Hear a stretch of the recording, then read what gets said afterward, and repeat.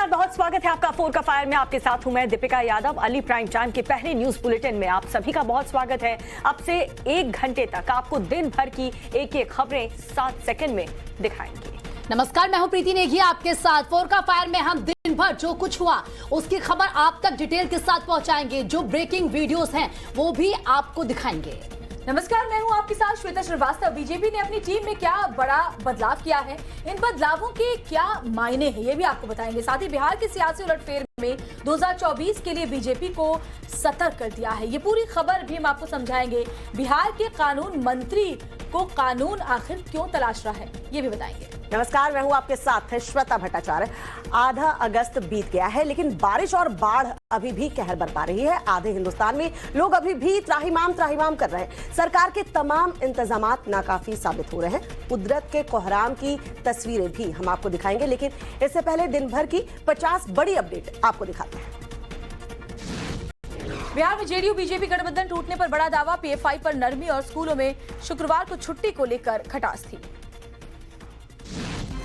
Bihar BJP नेताओं के साथ अमित शाह की बड़ी बैठक। नीतीश और तेजस्वी को सीधे टारगेट करने के निर्देश दिए गए हैं। लोकसभा चुनाव में 35+ सीट्स का टारगेट दिया गया है।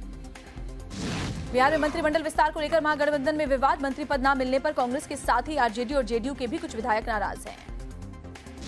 1 सितंबर तक कार्तिकेय पर कार्रवाई से रोक। दानापुर कोर्ट में ये मामला है और ये बड़ी खबर मैं आपको बता दें। दानापुर कोर्ट ने नो कर्सीव की बात कही है।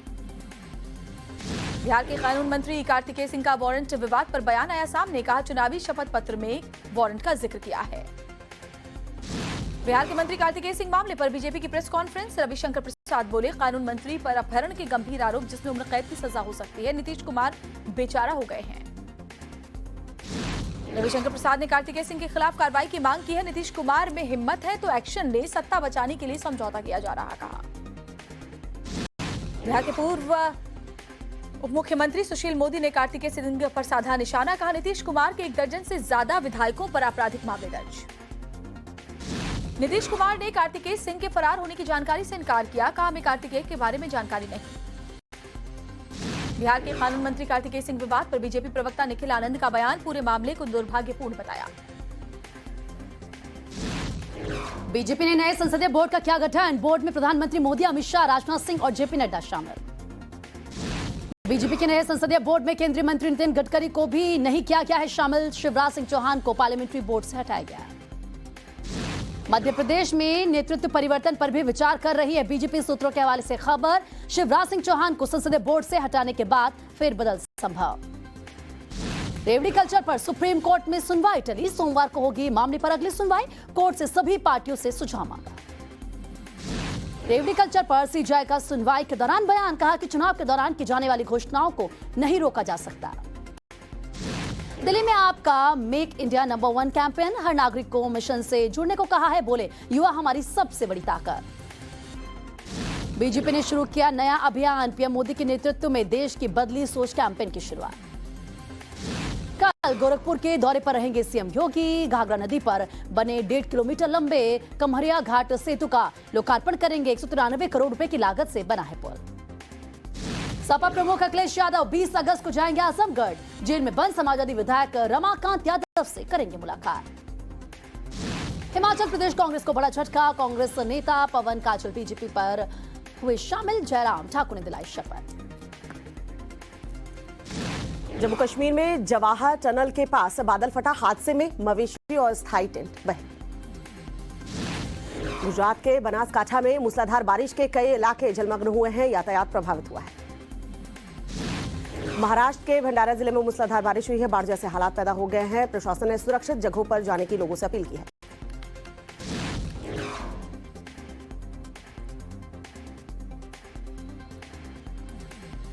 तो दिल्ली में खतरे के निशान पर यमुना का जलस्तर पहुंचा है। फिलहाल खतरे के निशान पर है यमुना का जलस्तर। नासिक से खबर है, हर रोज जान जोखिम में डालते हुए लोग नजर आते हैं। यहां भी बाढ़ जैसे हालात हैं। तस्वीरों में आप देख सकते हैं कि किस तरीके से लोग जान जोखिम में डालकर नदी पार कर रहे हैं। यूपी के प्रयागराज में बारिश के बाद यमुना नदी का जलस्तर बढ़ गया है। निचले इलाके में रहने वाले लोगों को करना पड़ रहा है खासी दिक्कतों का सामना। प्रयागराज में यमुना जलस्तर बढ़ने पर संगम घाट डूब चुका है। 24 घंटे में 3 मीटर लगातार जलस्तर बढ़ता जा रहा है। अलर्ट मोड पर प्रशासन। राजस्थान के सीकर में बारिश के बाद पानी में स्कूल बस जो फंसी है, 1 घंटे तक बस में फंसे रहे बच्चे। जेसीबी की मदद से बस को पानी से बाहर निकाला गया। मध्य प्रदेश के छतरपुर में सुजरा डैम से छोड़ा गया पानी। बढ़े जलस्तर के बाद अलर्ट मोड पर प्रशासन। गुरदासपुर में रावी नदी का जलस्तर लगातार बढ़ता जा रहा है। खेतों और घरों में पहुंचा है नदी का पानी। सेना लोगों का रेस्क्यू ऑपरेशन चला रही है। कर्नाटक के कोलार में भीषण सड़क हादसा हुआ। हाईवे पर पलटी तेज रफ्तार बस, 2 लोगों की मौत, 15 गंभीर रूप से घायल। दिल्ली के करोल बाग पीछे मामले में पुलिस ने दर्ज की एफआईआर। वायरल हुई सीसीटीवी फुटेज के बाद जांच में शामिल पुलिस। गाजियाबाद की सोसाइटी में शख्स ने कई लोगों पर जानलेवा अटैक किया। सीसीटीवी के आधार पर आरोपी की पहचान हुई है। राजस्थान के जयपुर में पड़ोसियों पर महिला को जला करके मारने का आरोप है। पीड़िता के बयान के बाद आरोपियों की तलाश कर रही है स्थानीय पुलिस। सीहोर जेल में लापता पटवारी का शव मिला है। तहसीलदार अब भी लापता है। कर सहित नदी में बह गए थे दोनों। गाजियाबाद में युवती से गैंगरेप मामले में 3 आरोपी गिरफ्तार हो चुके हैं। बर्थडे पार्टी के बहाने बुला करके दिया था वारदात को अंजाम। मैनपुरी में जमीनी विवाद के शख्स को गाड़ी से रौंदा गया। घटना का सीसीटीवी फुटेज भी सोशल मीडिया पर वायरल। जयपुर के मानसरोवर मार्ग पर बेकाबू कार ने मां बेटे को कुचल दिया है। फुटपाथ पर सो रहे थे दोनों। इलाज के दौरान युवक की मौत हो गई। पटना में बाईपास के पास कोचिंग जा रही युवती को अपराधियों ने गोली मारी है। सीसीटीवी के आधार पर पुलिस आरोपियों की छानबीन में जुट चुकी है। बिहार के सीतामढ़ी जंक्शन पर शख्स की चाकू मारकर हत्या कर दी गई। पिछले 7 साल से रेलवे स्टेशन पर कैंटीन चलाता था। अमेरिका दक्षिण कोरिया का संयुक्त सैन्य अभ्यास परमाणु हमले के खतरों को लेकर ड्रिल होगी। नॉर्थ कोरिया ने फिर दागी 2 क्रूज मिसाइल्स। साउथ कोरिया के रक्षा मंत्रालय ने इसकी जानकारी दी है। उत्तर कोरिया के क्रूज मिसाइल परीक्षण के बाद दक्षिण कोरिया के राष्ट्रपति का बयान। बोले, उत्तर कोरिया से बातचीत राजनीतिक दिखावे के लिए नहीं बल्कि शांति कायम करने के लिए है। स्पेन में जंगल की आग फैलने से रोकी गई ट्रेन, 3 लोगों के गंभीर रूप से जलने की खबर। सभी यात्रियों को रेस्क्यू कर लिया गया है। अंडर 17 महिला फुटबॉल वर्ल्ड कप रद्द होने की आशंका पर सुप्रीम कोर्ट में सुनवाई टली। अगली सुनवाई 22 अगस्त को। मुंबई में Hollywood series house of dragon की स्क्रीनिंग में पहुंचे फिल्मी सितारे। एक्ट्रेस रेजीना ने की थी रेड कार्पेट इवेंट की मेजबानी। फिल्म लाल सिंह चड्ढा के सपोर्ट में उतरी एकता कपूर का आमिर खान को बायकॉट नहीं किया जा सकता। वो इंडस्ट्री के सॉफ्ट एम्बेसडर हैं।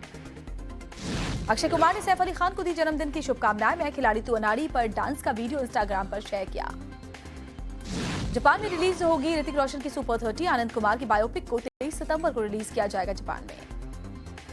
मुंबई में अनुराग कश्यप की नई फिल्म दोबारा की हुई स्क्रीनिंग। फिल्म में नजर आएंगी तापसी पन्नू।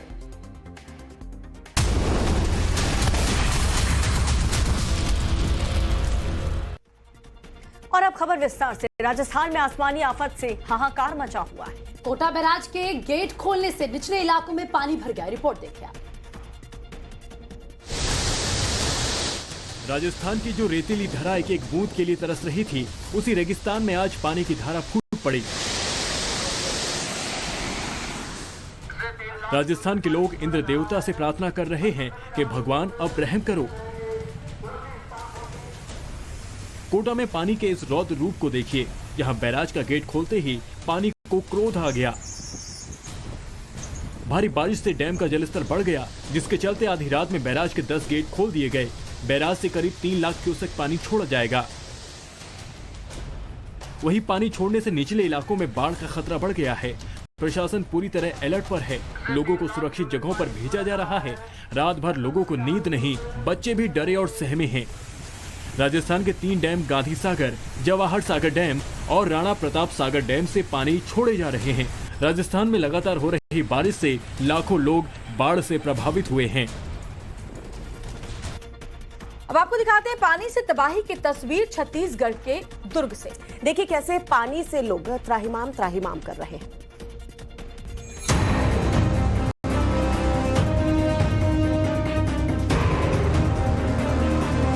छत्तीसगढ़ के दुर्ग में बाढ़ बारिश से हाल बेहाल है। पानी की विनाश लीला को देखिए, कैसे पूरे इलाके को जलमग्न कर देने पर आमादा है। जल में डूबते चंगोरी गांव को देखिए, जो टापू में तब्दील हो गया है। शिवनाथ नदी में सैलाब आने से पूरे इलाके में बाढ़ का पानी भर गया। देखिए यहाँ सड़कों का नामो निशान तक नहीं है, सड़कें पानी में बह गईं, जिसके चलते गांव से बाहर जाने के सारे रास्ते बंद हो गए। पानी से तबाही के इस मंजर को देखिए, दूर दूर तक पानी ने कब्जा जमा लिया है। जल समाधि लेते इस मंदिर को देखिए, पूरे मंदिर परिसर में पानी भर गया है। घरों में पानी भरने से लोगों की मुसीबत बढ़ गई है। हजारों लोग बाढ़ में घिर चुके हैं। वहीं खाने पीने की भारी किल्लत हो रही है। बाढ़ से फसलों को भी भारी नुकसान हुआ है। वहीं बाढ़ से प्रभावित लोग सरकार से मदद की आस में हैं।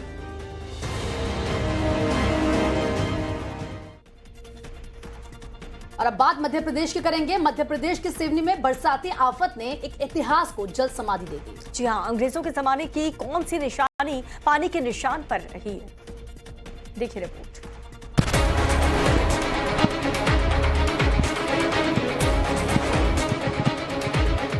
पानी के क्रोध को देखिए, कैसे एक ही झटके में फौलादी पुल को धराशायी कर दिया। पानी के गुस्से की यह घटना मध्य प्रदेश के सिवनी की। यहाँ पानी की तेज धारा में थावर नदी पर बना पुल बह गया। जिस वक्त यह हादसा हुआ उस वक्त कोई गाड़ी पुल पर नहीं थी, वरना कोई बड़ा हादसा हो सकता था। इस पुल का निर्माण ब्रिटिश काल में हुआ था, लिहाजा बाजू में नए पुल का निर्माण कार्य पिछले 4 सालों से चल रहा है।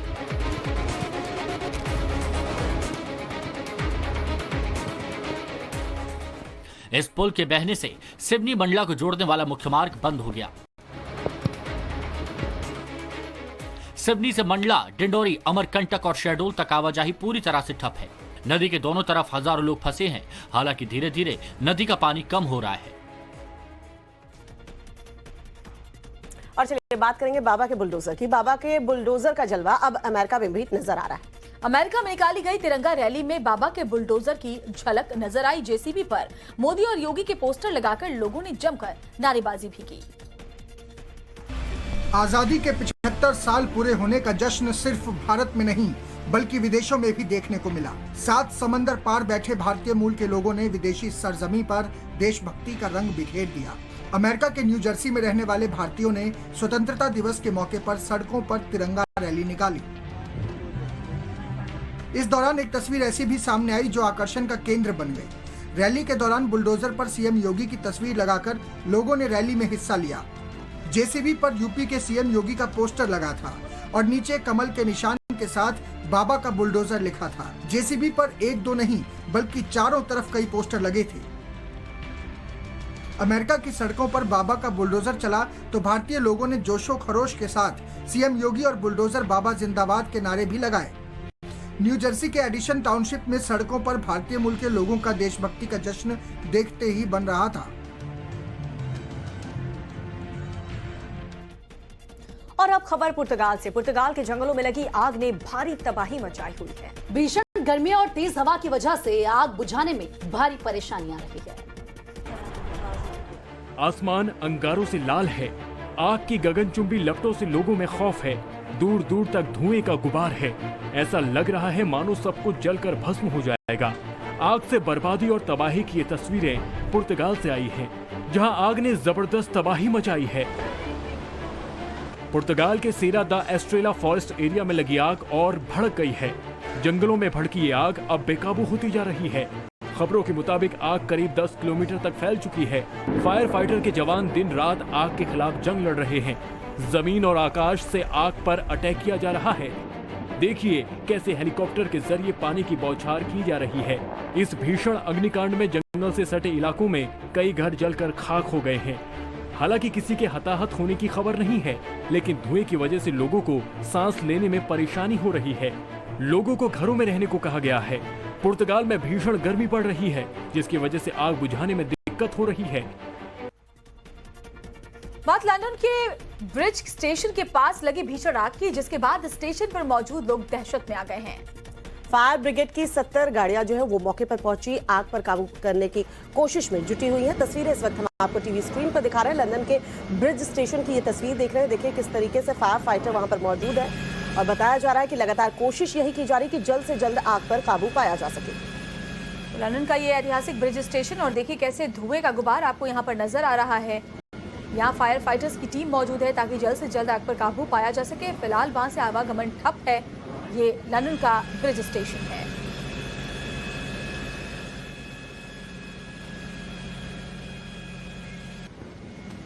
तो इलाके के लोगों को अपने घरों के दरवाजे और खिड़कियां भी बंद करनी पड़ी है, क्योंकि देखिए आग यहाँ पर लगने के बाद तेज धुआं उठ रहा है, जिस वजह से लोगों को सांस लेने में दिक्कत हो सकती है। इसीलिए खिड़की दरवाजे बंद रखने की नसीहत यहाँ पर लोगों को दी है। लेकिन ड्रैगन को उसकी लिमिट में रखने के लिए अमेरिका ने एक बड़ा कदम बढ़ा दिया है।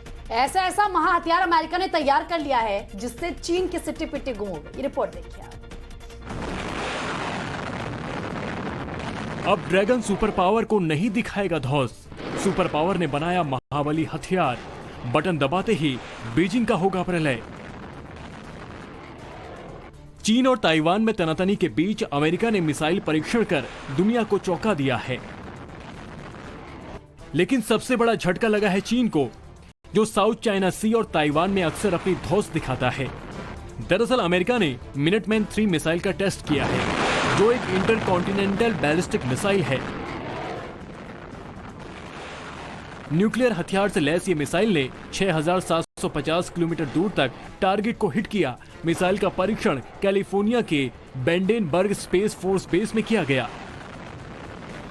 रिपोर्ट्स के मुताबिक इस मिसाइल का परीक्षण अगस्त के पहले हफ्ते में होना था, लेकिन नैन्सी पेलोसी के ताइवान दौरे की वजह से परीक्षण को रोक दिया गया था।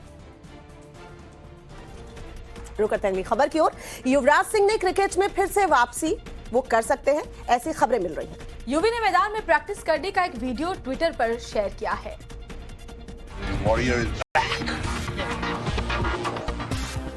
लंबे लंबे शॉट्स को देखकर युवराज के फैंस गदगद हैं। करोड़ों क्रिकेट प्रेमियों के मन में सवाल उठने लगे हैं कि क्या सिक्सर किंग एक बार फिर मैदान में गेंदबाजों की धज्जियां उड़ाते नजर आएंगे। इस वीडियो को देखकर तो कुछ ऐसे ही संकेत मिलते हैं। वीडियो को खुद टीम इंडिया के पूर्व धाकड़ क्रिकेटर युवराज सिंह ने ट्विटर पर पोस्ट किया है। उन्होंने इस वीडियो के जरिए क्रिकेट में संभावित वापसी के संकेत दिए हैं। वीडियो में युवी अपने पुराने अंदाज में बल्लेबाजी का अभ्यास करते दिख रहे हैं। युवराज बीच बीच में दहाड़ते दिख रहे हैं। उन्होंने कई जोरदार शॉट्स लगाए। युवराज सिंह ने जून 2019 में इंटरनेशनल क्रिकेट को अलविदा कह दिया था, लेकिन क्रिकेट फैंस एक बार फिर मैदान पर युवी को सिक्सर लगाते देख सकेंगे। 2 बार के वर्ल्ड कप विजेता युवराज इस साल होने वाली लेजेंड लीग क्रिकेट टूर्नामेंट में उतरने वाले हैं। ये मैच इसी साल कोलकाता के ईडन गार्डन्स में खेला जाएगा। और फुटबॉल की अंडर 17 महिला विश्व कप की मेजबानी भारत से ना छीने, इसके लिए अब केंद्र सरकार सीधे फीफा से बात कर रही है। लेकिन इस बीच सुप्रीम कोर्ट में भी मामले की सुनवाई हुई और ये कहा गया कि इस पूरे किए कराए के लिए प्रफुल्ल पटेल जिम्मेदार है। फीफा के भारतीय फुटबॉल संघ पर लगाए गए बैन से देश की बदनामी हो रही है। लेकिन इस बीच सुप्रीम कोर्ट में सुनवाई के दौरान केंद्र सरकार ने कहा कि फीफा के साथ उसकी बातचीत चल रही है। केंद्र सरकार ने सुप्रीम कोर्ट को बताया कि अंडर 17 महिला विश्व कप की मेजबानी भारत से न छिने, इसके लिए बातचीत जारी है। केंद्र सरकार के इस बयान के बाद सुप्रीम कोर्ट ने सुनवाई 22 अगस्त तक के लिए टाल दी है। साथ ही उम्मीद जताई है कि भारत के हित में बेहतर होगा। सुनवाई के दौरान वरिष्ठ वकील राहुल मेहरा ने कहा कि ये सब कराधरा प्रफुल्ल पटेल का है और इसी वजह से बैन लगा है। आरोपों पर जवाब लेने के लिए टाइम्स नाउ नव भारत की टीम प्रफुल्ल पटेल के घर पहुंची। सर साफ तो है नहीं सर, बगैर साफ के जैसे जब तक उसके अंदर एंट्री अलाउ नहीं है। फीफा विवाद पर राजनीति की एंट्री हो चुकी है। फुटबॉल के लिए और हमारे देश के जो खिलाड़ी हैं उनकी भलाई के लिए ये जो बैन है वो निकाला जाए। महाराष्ट्र कांग्रेस की राय है कि मामले की निष्पक्ष जांच होनी चाहिए। देखो ये इंक्वायरी की बात है और इंक्वायरी में जो भी है उसके बारे में आज अभी कुछ बोलना अच्छी बात नहीं। राजधानी दिल्ली में कश्मीरी महिला से लूटपाट की वारदात सामने आई है। सीसीटीवी फुटेज में देखा जा सकता है कि कैसे बाइक सवार बदमाश पर्स छीनकर फरार हो जाते हैं। जिसने भी सीसीटीवी फुटेज को देखा दंग रह गया। चोरी की इस वारदात को देखने के बाद लोग सहम गए। वक्त शाम का था, सड़क पर गाड़ियों की आवाजाही सामान्य थी, राहगीरों का भी आना जाना जारी था। किसी को भी पता नहीं था कि आगे क्या होगा, लेकिन अगले ही पल जो हुआ वो वाकई खौफनाक था। 2 बाइक सवार तेजी से महिला का पर्स छीनकर फरार हो जाते हैं, जबकि महिला बीच सड़क पर गिरकर जख्मी हो गई। गनीमत ये रही कि महिला पीछे से आ रही गाड़ी की चपेट में नहीं आई, वरना बड़ा हादसा हो सकता था। ये वीडियो दिल्ली के पौष इलाके ग्रेटर कैलाश का है। महिला अपने पति के साथ श्रीनगर से आई थी और ग्रेटर कैलाश के एम ब्लॉक मार्केट में घूम रही थी। बताया जा रहा है कि यह वीडियो 20 जुलाई का है। पीड़ित महिला ने ग्रेटर कैलाश थाने में 30 जुलाई को एफआईआर भी दर्ज कराई, लेकिन 17 दिन बीत जाने के बाद भी अब तक किसी की गिरफ्तारी नहीं हुई है।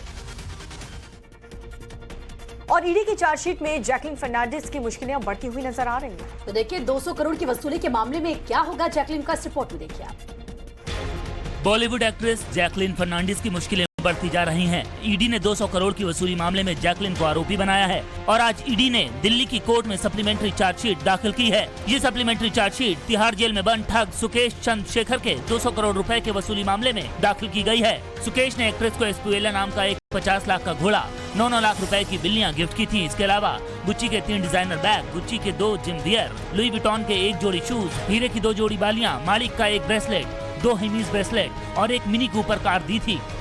ईडी कोर्ट में सप्लीमेंट्री चार्जशीट दाखिल करती है तो जैकलिन की गिरफ्तारी हो सकती है।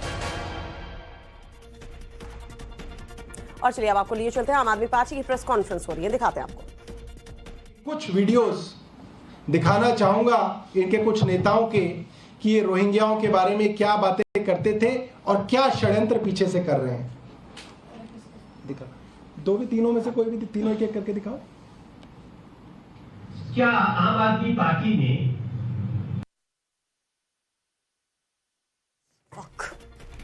तो बड़ी खबर आपको बता दें, बीजेपी बेनकाब हो चुकी है। सौरभ भारद्वाज आम आदमी पार्टी के लीडर कह रहे हैं कि बीजेपी देश के खिलाफ साजिश रच रही है। दरअसल जो खबर आई कि रोहिंग्या जो दिल्ली में है उनके लिए अब उन्हें एक रहने के लिए फ्लैट मुहैया कराया जाएगा और इसी को लेकर आम आदमी पार्टी केंद्र सरकार के ऊपर हमलावर है और कहा जा रहा है कि बीजेपी देश के खिलाफ साजिश रच रही है। हालांकि बीजेपी की तरफ से भी जो सूत्रों के हवाले से खबरें आई थी उसमें यह भी बात सामने आई थी कि दिल्ली सरकार की तरफ से ही इस बाबत चिट्ठी लिखी गई थी। ये लोग एनडीएमसी और ईडब्ल्यूएस का फ्लैट दे रहे हैं, ये बात आम आदमी पार्टी की तरफ से कही गई है।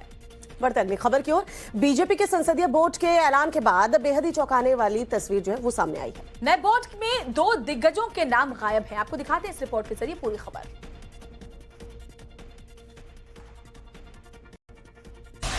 भारतीय जनता पार्टी की ओर से नए संसदीय बोर्ड का ऐलान कर दिया गया है। चौंकाने वाली बात यह है कि बोर्ड में एमपी के सीएम शिवराज सिंह चौहान और केंद्रीय मंत्री नितिन गडकरी को बाहर रखा गया है, जबकि कर्नाटक के पूर्व सीएम बीएस येदियुरप्पा और बीएल संतोष को संसदीय बोर्ड में शामिल किया गया है। संसदीय बोर्ड के कुल 11 सदस्य होंगे, जिसके अध्यक्ष जेपी नड्डा होंगे। इसके अलावा बोर्ड में PM Narendra Modi, Rajnath Singh, Amit Shah, Sarbananda Sonowal, BS Yediyurappa, BL Santosh K Laxman, Iqbal Singh Lalpura, सुधा यादव, सत्यनारायण जाटिया शामिल हैं।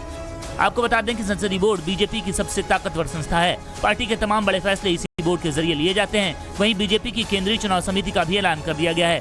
फडणवीस के अलावा वन मंत्री भूपेंद्र यादव और राजस्थान से आने वाले ओम माथुर को इस चुनाव समिति में जगह दी गई है। केंद्रीय चुनाव समिति के अध्यक्ष जेपी नड्डा होंगे। इसके अलावा पीएम नरेंद्र मोदी, राजनाथ सिंह, अमित शाह, बीएस येदियुरप्पा, सर्बानंद सोनोवाल, के लक्ष्मण, इकबाल सिंह लालपुरा, सुधा यादव, सत्यनारायण जाटिया, भूपेंद्र यादव, देवेंद्र फडणवीस, ओम माथुर, बीएल संतोष, मंत्री श्रीनिवास शामिल होंगे। चुनाव समिति बीजेपी की दूसरी सबसे ताकतवर संस्था के तौर पर जानी जाती है। चुनाव समिति के सदस्य लोकसभा से लेकर विधानसभा चुनाव के टिकटों पर फैसला लेते हैं। और चलिए आगे बढ़ते हैं। बीजेपी संसदीय बोर्ड को पार्टी ने बेहद सटीक रणनीति के तहत क्राफ्ट किया है। जी हाँ, क्या है बीजेपी के इस कदम के सियासी मायने, दिखाते हैं इस रिपोर्ट में। हाल ही में बिहार में बीजेपी का जेडीयू के साथ गठबंधन टूटा है। इसके बाद बीजेपी का संसदीय बोर्ड में बदलाव करने के बेहद अहम सियासी मायने हैं। साल 2024 में लोकसभा चुनाव होने हैं। बीजेपी की नजर इस बार भी पिछले 2 टर्म की परफॉर्मेंस दोहराने पर टिकी है। बीजेपी सिर्फ जिताऊ कैंडिडेट्स को ही चुनाव में टिकट देना चाहती है। लिहाजा बीजेपी ने इसके लिए हर राज्य में सबसे मंझे हुए भाजपा नेता को कमान सौंपी है। इस फेरबदल की पृष्ठभूमि में 2024 के लोकसभा चुनाव भी बेहद अहम है। बीजेपी का फोकस बिहार में खास तौर पर लोकसभा चुनाव और अगले साल गुजरात और राजस्थान में होने वाले विधानसभा चुनाव है। बीजेपी की नजर बिहार की 40 में 35 सीटों पर फतेह करने की है। बीजेपी संसदीय बोर्ड में फेरबदल इसी को ध्यान में रखकर किया गया है। इसके तहत अगले साल यानी साल 2023 में कर्नाटक विधानसभा चुनाव में बीएस येदियुरप्पा बीजेपी के लिए किला फतेह का काम करेंगे। वहीं नॉर्थ ईस्ट की जिम्मेदारी सर्बानंद सोनोवाल को दी गई है। दक्षिण भारत के राज्य तेलंगाना पर फोकस का जिम्मा के लक्ष्मण को दिया गया है। एमपी की जिम्मेदारी सत्यनारायण जाटिया को दी है। बीएल संतोष को संगठन मंत्री के तौर पर अच्छे काम करने का फायदा दिया गया है। इधर जम्मू कश्मीर में कांग्रेस में बगावत के संकेत मिल रहे हैं। चुनाव प्रचार कमेटी का अध्यक्ष बनाए जाने के कुछ ही घंटों के भीतर गुलाम नबी आजाद के इस्तीफे के संकेत जो है वो सामने आए हैं। कांग्रेस में बड़ी बगावत जो है वो होने वाली है। जम्मू कश्मीर में कांग्रेस को बड़ा झटका लगा है। पार्टी के वरिष्ठ नेता और जम्मू कश्मीर के पूर्व सीएम गुलाम नबी आजाद ने प्रचार समिति के अध्यक्ष पद से इस्तीफा दे दिया। अध्यक्ष बनाए जाने के कुछ ही घंटों बाद गुलाम नबी ने अपना त्याग पत्र दे दिया।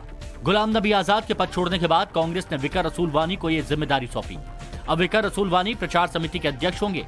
इस बड़े उलटफेर के बाद गुलाम नबी आजाद के कांग्रेस पार्टी छोड़ देने को भी संदेह जाहिर किया जा रहा है।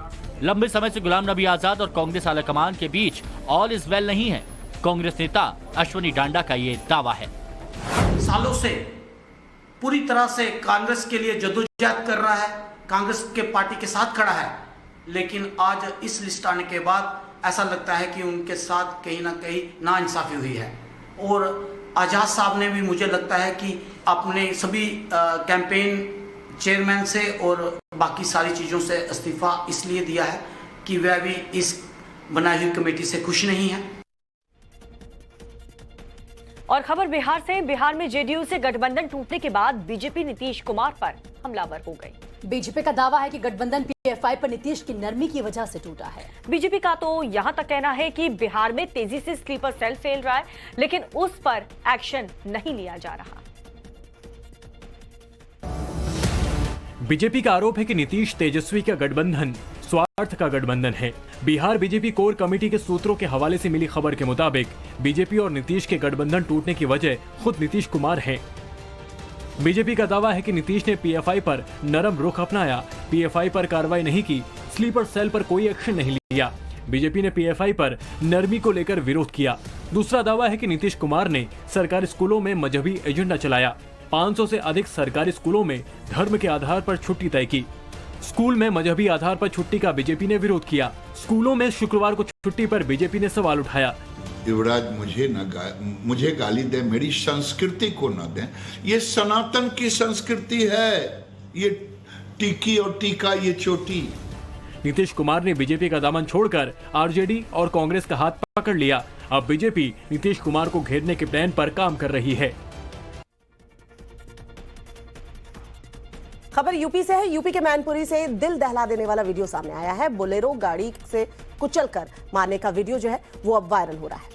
आरोपी का नाम अनुराग बताया जा रहा है। वीडियो में देख सकते हैं 2 शख्स जमीन पर बैठे थे, तभी एक बोलेरो गाड़ी आती है, बैक करके दोनों को कुचल देती है। एक शख्स की मौके पर मौत हो जाती है, जबकि दूसरा शख्स बाल-बाल बच जाता है। ये पूरी घटना सीसीटीवी कैमरे में कैद हो चुकी है। इस घटना के पीछे जमीन विवाद का मामला बताया जा रहा है। तो ये तस्वीर देखिए, बोलेरो से कुचलकर जमीन विवाद में जान लेने की ये तस्वीर सामने आई है। उत्तर प्रदेश के मैनपुरी की एक खौफनाक वारदात है। गोल घेरे में हम आपको दिखा रहे हैं, जहां एक बोलेरो गाड़ी को आप देख सकते हैं और बैक करके 2 युवकों की जान लेने की कोशिश की गई। एक युवक की इसमें मौत हो जाती है, जबकि दूसरा युवक बाल-बाल बच जाता है। मैनपुरी से ये जो खौफनाक वीडियो सामने आया है, जो इस वक्त आप देख रहे हैं टीवी स्क्रीन पर, बताया जा रहा है कि जमीन विवाद की वजह से इस तरीके से युवक को कुचलने की कोशिश जो है वो की गई। देखिए किस तरीके से बोलेरो गाड़ी से यहां शख्स को कुचलने की कोशिश की गई है।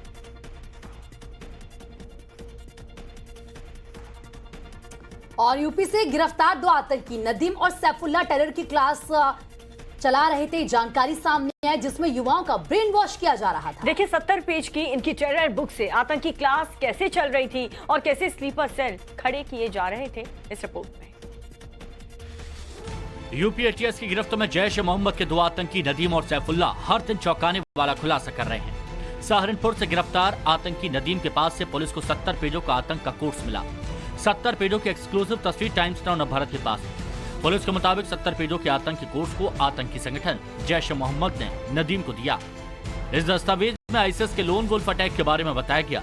इसके साथ ही तस्वीरों के जरिए बताया गया कि विस्फोटक कैसे बनेगा, विस्फोटक बनाने के बाद इसे कैसे विस्फोट किया जाएगा, इसे भी चित्र बनाकर समझाया गया है। वहीं फिदाइन जैकेट बनाने के बारे में भी इसमें बताया गया है। वहीं आतंकी अपना फिदाइन कोर्स कैसे तैयार करें, इसके बारे में भी जैश के 70 पेजों के आतंकी कोर्स में बताया गया। आतंक के कोर्स की ये तस्वीरों के साथ आरटीएक्स डायनामाइट बनाने के तरीके भी बताए गए। इससे साफ है कि यूपी से पकड़े गए आतंकियों के इरादे कितने खौफनाक थे। आतंकी नदीम को लेकर यह भी खुलासा हुआ है कि उदयपुर में जिस तरह कट्टरपंथियों ने कन्हैया लाल की निर्मम हत्या की थी, नदीम भी उसी तरह आतंकी घटना को अंजाम देने की ऑनलाइन ट्रेनिंग ले रहा था। ज्ञानवापी केस में कल अहम सुनवाई होनी है, लेकिन उससे पहले श्रृंगार गौरी मामले में पक्षकार सोहन लाल को जान से मारने की धमकी मिली है। ये धमकी भरा फोन जो है वो पाकिस्तान से आया, ऐसा बताया जा रहा है। सोहन लाल को फोन पर धमकी दी गई है। कहा गया कि अगर केस वापस नहीं लिया तो कन्हैया लाल जैसा हाल होगा और सिर को तन से जुदा भी कर दिया जाएगा। एक बार फिर से ऐसी धमकी मिली है और इस मामले की शिकायत वाराणसी पुलिस से भी कर दी गई है। और सोहन लाल ने टाइम्स ऑफ भारत से खास बातचीत में कहा कि वो इस तरह की धमकियों के सामने झुकने वाले नहीं हैं। सोहन लाल 1995 से श्रृंगार गौरी केस में पक्षकार हैं और उन्हें ये धमकी बताया जा रहा है पाकिस्तान से आई है। केस को लेकर 18 अगस्त से एक बार फिर से सुनवाई शुरू हो रही है। वाराणसी की जिला जज की अदालत में मामले की गोपनीयता को लेकर अगले 1 या 2 दिनों में फैसला आ सकता है, लेकिन इन सब के बीच में अब हिंदू पक्ष के प्रमुख पक्षकार सोहन लाल आर्या को धमकी दी गई है। ये धमकी कहीं और से नहीं बल्कि पाकिस्तान से दी गई है और ये कहा जा रहा है कि वो ज्ञानवापी केस से हट जाए, वरना उनका भी वही हश्र होगा जैसा कि उदयपुर में कन्हैया लाल गुप्ता का हुआ था। सवाल इसी बात का है कि आखिर क्यों धमकी दी जा रही है। हमारे साथ सोहन लाल आर्या जी खुद मौजूद है। ये बताइए, ये धमकी कहाँ से दी जा रही है और क्या कहा जा रहा है, किस तरीके का दबाव आपके ऊपर बनाया जा रहा है? ये पाकिस्तान से धमकी मार्च में भी आई थी, इधर पुनः आई है, लेकिन हम इन धमकियों से डरने वाले नहीं हैं। मुस्लिम समाज या पाकिस्तान ये चाहते हैं कि हम उनका बार बार ये होता है कि हम ज्ञानवापी से मुकदमे से हट जाएं या उसकी पैरवी न करें या उसकी जो वादी है वादी से नाम वाद ले, लेकिन ऐसे षड्यंत्रों से, ऐसे धमकियों से हम डरने वाले नहीं। हम 1984 से ही ज्ञानवापी उद्धार के लगे हुए हैं और 1995 में ही हम वादी बने। श्रृंगार गौरी के दर्शन पूजन के अधिकार व विश्वेश्वर महादेव के दर्शन पूजन अधिकार के मुकदमा दायर किए, जिसका भी जो जांच कमीशन हुआ, इन्हें जिसका पुनः 5 धमकी भरे कॉल में क्या कहा गया है, क्या वो जो धमकी करने वाले, धमकी देने वाले ने क्या कहा आपसे? वही वो कहे कि अगर आप मुकदमा से वापस नहीं लेते हैं तो इन जैसे कन्हैया का हुआ और जैसे का हुआ आपको जो है सर तन से जुदा कर दिया जाएगा। लेकिन उनके कहने कोई प्रभाव नहीं होता। हम राणा प्रताप, छत्रपति शिवाजी महाराज, चाणक्य के वंशज हैं और इनके धमकियों से कोई फर्क डरने वाले नहीं है। क्या आपने इस बात की शिकायत पुलिस के अधिकारियों से या फिर और जिला प्रशासन के अधिकारियों से की है और उनका क्या कहना है? हाँ, हम माननीय जिलाधिकारी से और कमिश्नर से अभी तुरंत तत्काल जा रहे हैं और है ना ऊपर आईबी के लोगों से बतला चुके हैं। उन्होंने तत्काल कहा कि सूचना दीजिए, फिर इस बार लसा थानाध्यक्ष में जाएंगे। और धमकी की बात जरा भी हम जानते हैं कि यह कल 18 तारीख है, मुकदमे के दौरान और 7 सिविल हिंदुओं के पक्ष में आने वाला है, मंदिर समर्थकों के पक्ष में आने वाला है, जिसको देख के मुस्लिम समाज और उनसे जुड़े हुए आतंकवादी संगठन बौखला गए हैं और वो चाहते हैं कि वह यह रोड़ा हटे। मतलब कि इस केस को प्रभाव आप देखिए, समंदर में चीन की साजिश की नई कहानी। लाख मना करने के बावजूद चीन ने अपनी जासूसी शिप को हिंदुस्तान के बेहद करीब हिंद महासागर में 8 दिनों के लिए तैनात कर दिया। अब सवाल यह है कि श्रीलंका की ऐसी क्या मजबूरी है जो बर्बादी के मुहाने पर खड़े होने के बावजूद वो चीन का साथ दे रहा है। देखिए रिपोर्ट।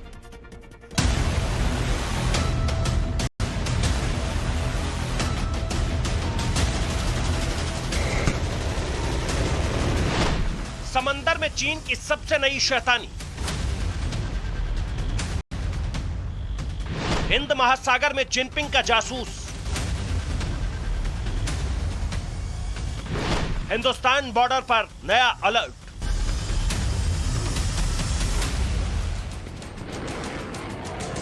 दुनिया में अशांति के सबसे बड़े एक्सपोर्टर चीन को न जाने क्यों शांति रास आती ही नहीं।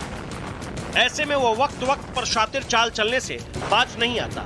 एक तरफ जिनपिंग की सेना ताइवान के समंदर में दोबारा वॉर एक्सरसाइज करने में जुट गई है, तो दूसरी तरफ उसने श्रीलंका के गुलाम बंदरगाह हम्बनटोटा में जासूसी जहाज भी तैनात कर दिया है।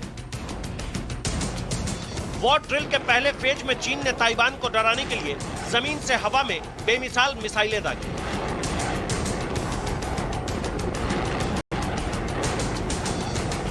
आसमान में लड़ाकू विमानों को उड़ाया।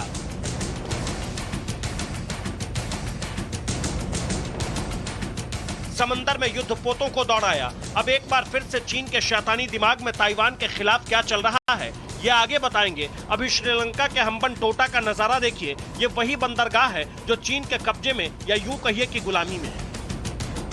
भारत के मना करने के बावजूद भारत के एहसानों को ताक पर रखकर चीन के कर्ज जाल में फंसे श्रीलंका ने हम्बनटोटा पर इस शिप को आने की इजाजत दे दी। जो शिप पूरी दुनिया में चाइनीज जासूसी के लिए बदनाम है, अब चीन उसे रिसर्च शिप का नाम दे रहा है। युआन वांग 5 नाम का यह जहाज 16 अगस्त की सुबह 8:20 पर हम्बनटोटा पहुंचा। ये जहाज 22 अगस्त तक हम्बनटोटा पोर्ट पर खड़ा रहेगा। कहने को तो इस पड़ाव का मकसद ईंधन और रखरखाव है, लेकिन असली मकसद किसी से छिपा नहीं है। बेसिकली चीन का ये स्टेप है, ये भारत के जो कि इनिशिएटिव लिए गए हैं उसको काउंटर करने के लिए कि मैं भी इधर हूँ, मैं भी बेसिकली ये जो जहाज़ है जुआंगवान फैंग 5 है, जो ये सैटेलाइट्स को ट्रैक करने के लिए होता है और इसके ऊपर जो भी सॉफ्टवेयर है, जो भी वेयर विदॉल है, तो ये इस चीज़ का इस समय और कुछ नहीं, अटेंशन डाइवर्ट करने के लिए और चीन और बेसिकली श्रीलंका के ऊपर प्रेशर डालने के लिए। युआन वांग 5 को पहले 11 अगस्त को ही हम्बनटोटा आना था, लेकिन भारत ने ऐतराज जताया तो श्रीलंका ने अपने समंदर में इसकी एंट्री रोक दी। लेकिन चीन के कर्ज के बोझ में बुरी तरह से उलझे इस मुल्क को आखिर में अपना फैसला बदलना पड़ा और युआन वांग 5 हम्बनटोटा पहुंचने में कामयाब हो गया। जिस वक्त ये शिप श्रीलंका पहुंचा, उस वक्त कोलंबो में चीन के राजदूत समेत श्रीलंका के कुछ सांसद भी मौजूद थे। ये स्पाई शिप करीब 750 किलोमीटर दूर तक आसानी से जासूसी कर सकता है। युआन वांग 5 सैटेलाइट और इंटरकॉन्टिनेंटल मिसाइलों को ट्रैक करने में भी सक्षम है। जहाज को 2007 में बनाया गया था। यह मिलिट्री नहीं बल्कि पावरफुल ट्रैकिंग शिप है। बताया जाता है कि यह शिप अपनी आवाजाही तब शुरू करता है जब चीन या कोई अन्य देश मिसाइल टेस्ट कर रहा होता है। 400 क्रू वाला यह शिप पैराबोलिक ट्रैकिंग एंटीना और कई सेंसर से लैस है। भारत के लिए बहुत बड़ी सिक्योरिटी रिलेटेड चुनौती है, क्योंकि ये जो शिप है ये बेसिकली स्पाइंग के लिए यूज होती है, सैटेलाइट ट्रैकिंग के लिए यूज होती है, स्पेस में मूवमेंट के लिए यूज होती है। और इसी के साथ 4 का फायर में फिलहाल इतना ही। और आगे देखिए